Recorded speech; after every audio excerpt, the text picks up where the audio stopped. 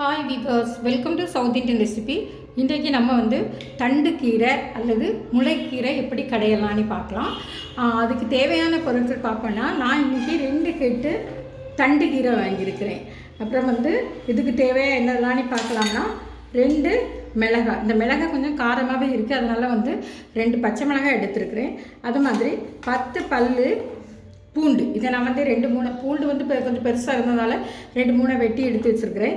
அப்புறம் ஒரு துண்டு பெருங்காயம், அப்புறம் 50 கிராம் பொடி உள்ளி, அதாவது வெங்காயம், அப்புறம் ஒரு மீடியம் சைஸு தக்காளி, ஒரு லெமன் சைஸு புளி தண்ணியில் ஊற போட்டிருக்கிறேன், 1 டேபிள் ஸ்பூன் தேங்காய் எண்ணெய், அப்புறம் மசாலா அரைக்கிறதுக்கு பார்த்திங்கன்னா கொஞ்சம் மஞ்சப்பொடி, சின்ன ஜீரகம், உள்ளி, இவ்வளோதான் இது வைக்கிறதுக்கு.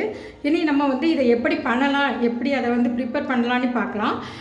இந்த தண்டு கீரை கடைகிறதுக்கு ஃபஸ்ட்டில் என்ன செய்யணும்னா, இந்த கீரையில் உள்ள தண்டு எடுக்கக்கூடாது. அது இந்த இலைகளை மட்டும் தனியாக எடுத்து நல்லா ஃபஸ்ட்டில் சுத்தம் பண்ணி எடுத்துக்கலாம். இப்போ பார்த்திங்கன்னா கீரையை இலையை எடுத்துட்டு காம்பை தனியாக எடுத்துருக்கோம். இந்த காம்பு வேஸ்ட்டு கிடையாது. இந்த காம்பை நம்ம வெள்ளை குழம்பு வைக்கலாம், அல்லது புளி குழம்பு வைக்கலாம், அல்லது சாம்பாரில் கூட இதை வெட்டி போட்டுக்கலாம். நம்ம இப்போ இலையை தனியாக எடுத்துருக்குறோம். இந்த இலையை நல்லா தண்ணியில் சுத்தம் பண்ணணும். சுத்தம் பண்ணும்போது நம்ம கொஞ்சமாக உப்பு, எந்த கல் உப்பு அல்லது பொடி உப்பு, எந்த உப்பாவது ஒரு உப்பை போட்டு நம்ம நல்லாவே இதை சுத்தம் பண்ணிக்கலாம். ஏன்னா நம்ம இதை தோட்டத்துலேருந்து வாங்கிட்டு வந்திருப்போம். ஸோ அதில் ஏதாவது பூச்சிகள் ஏறி இருக்கும். ஸோ அதுக்காக இந்த உப்பை போட்டு நம்ம இப்படி சுத்தம் பண்ணி நல்லா இப்படி புழிஞ்சு எடுக்கணும். கீரை எடுக்கும்போது எடுத்து நான் இன்றைக்கி இதை மண் சட்டியில் வச்சு கடைய போகிறேன். மண் சட்டி எப்படியுமே இந்த கடையும் போது வாய் ரொம்ப அகந்த பாத்திரமாக இருக்கக்கூடாது, கொஞ்சம் குறுகிய பாத்திரமாக இருந்தால் தான் நம்ம கடையும் போது அது ஈஸியாக கடைபடும். அதே மாதிரி மசாலா அரைக்கிறதுக்காக பார்த்திங்கன்னா இதில் இன்றைக்கி பொடி உள்ளியும் சின்ன ஜீரகமும் கொஞ்சமாக மஞ்சள் பொடியும் தான் எடுத்து வச்சுருக்கிறேன். இதை நம்ம என்ன செய்யணும்னு சொல்லி பார்த்திங்கன்னா, இதை இப்படி கல்லில் நம்ம தட்டி எடுத்துக்கலாம். நம்ம லைட்டாக இப்படி தட்டி எடுத்துக்கலாம். இப்போ பார்த்திங்கன்னா ஸ்டவ் ஆன் பண்ணி கீரையை அடுப்பில் வச்சாச்சு. நம்ம இதோட என்ன பண்ணணும்னு சொல்லி பார்த்திங்கன்னா, இந்த வெட்டி வச்சுருக்கோங்களா உள்ளி, இதை இதோட ஆட் பண்ணிக்கலாம். அதன் பிறகு இந்த வெள்ளைப்பூண்டு, மிளகாய், தக்காளி, அதோட பார்த்திங்கன்னா பெருங்காயம். இந்த பெருங்காயத்தை நான் பொடிசாக தட்டி எடுத்து வச்சுருக்கிறேன். இந்த பெருங்காயத்தை நம்ம இதோட வேக வச்சிடலாம். இப்போ நம்ம இதுக்கு மூடி போட்டுடலாம். ஒரு 5 மினிட்ஸ் இப்படி இருக்கட்டும். 5 மினிட்ஸ் கழித்து திரும்ப நம்ம கீரையை லைட்டாக கிளறி விடணும். 5 மினிட்ஸ் ஆயிடுச்சு. பாருங்கள், கீரை நல்லாவே தாந்துருச்சு. இனி நம்ம இதை லைட்டாக கிளறி விடலாம். இது கழுவின தண்ணி தான், நம்ம தண்ணி எதுவுமே இதோட ஆட் பண்ணலை. இன்னும் வேகணும் கொஞ்சம். நம்ம மூடி போட்டு வச்சிடலாம். இப்போ பார்த்திங்கன்னா கீரை வெந்துருச்சு. கீரை வெந்துருச்சானே பார்க்குறதுக்காக வெள்ளைப்பூடு அமைத்து பார்த்தாலே போதும், வெந்துருச்சு. இனி நம்ம என்ன பண்ணணும்னு சொன்னால், அரைச்சி வச்சுருக்குறோம்ல மசாலா, இதில் என்னெல்லாம் அரைச்சி வச்சுருக்கோன்னா மஞ்சள் பொடி, சின்ன ஜீரகம், உள்ளி, இதை இதில் போடுவோம். அதோட நம்ம கரைச்சி வச்சுருக்கோங்களா புளி, அந்த புளி கரைசலை இதோட ஆட் பண்ணிக்கலாம். இனி இதில் நமக்கு தேவையான உப்பு கீரைக்கு அதிகமாக போடணும்னு தேவை கிடையாது. ஏன்னா இதை நம்ம ஸ்பைசஸ் அதிகம் போடலை, அதனால நம்ம உப்பை கம்மி பண்ணி போடலாம். ஒரு நிமிஷம் இப்படியே அந்த இது வேகட்டும்.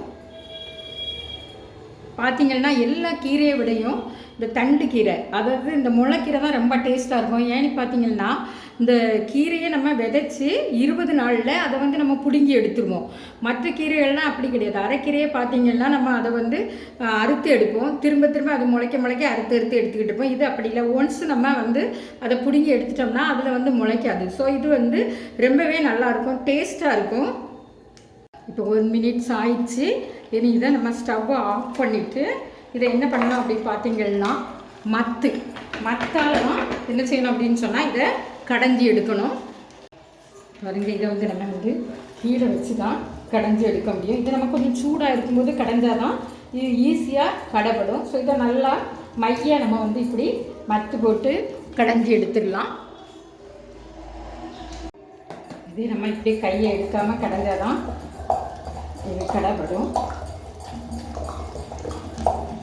இது அடிக்கனமான மண்சட்டியாக இருக்கிறதுனால கடைகிறதுக்கு ரொம்ப ஈஸியாக இருக்குது. அதை இது தின்னான பாத்திரமாக இருக்குன்னா கடைகிறதுக்கு நமக்கு ரொம்ப கஷ்டமாக இருக்கும்.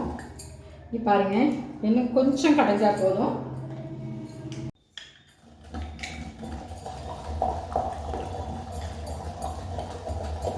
கீரை நல்லா கடைபட்டுச்சு. இனி நம்ம இதை தாளித்து ஊற்றிடலாம். தாளிக்கிறதுக்காக ஒரு கடாய் அடுப்பில் வச்சுருக்கேன். கடாய் சூடானதும் நம்ம இதில் வந்து எண்ணெய் சேர்த்துக்கலாம். நான் இன்றைக்கி தேங்காய் எண்ணெய் சேர்த்துருக்கேன். ஏன்னா நம்ம அதில் தேங்காய் எதுவுமே சேர்க்கலை. ஸோ இந்த தேங்காய் எண்ணெயை நம்ம வந்து கடாயில் 1 டேபிள் ஸ்பூன் தேங்காய் எண்ணெய் சேர்த்துருக்கேன். இப்போ தேங்காய் எண்ணெய் வந்து நல்லா சூடாகட்டும்.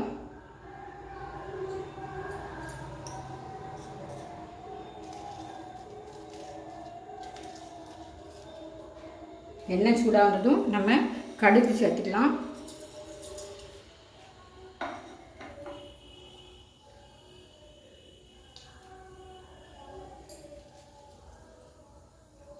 கடுகு நல்லா வெடிக்கட்டும்.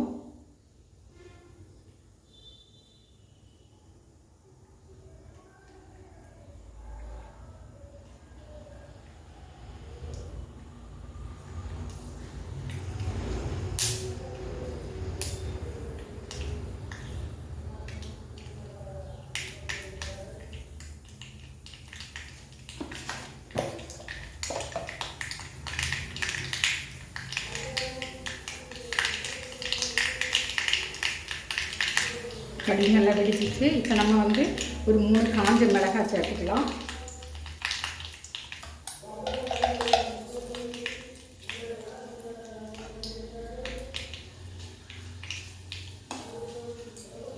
இப்போ நம்ம கொஞ்சமாக கருவேப்பிலை சேர்த்துக்கலாம்.